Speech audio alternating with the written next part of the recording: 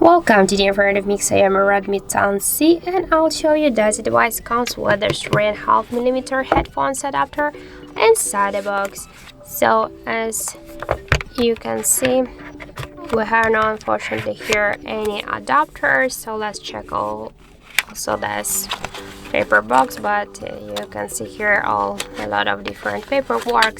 So unfortunately we have no any adapters here inside of our XIAOMI device box. So if you want to use the adapter to the headphones, you should buy the adapter separately.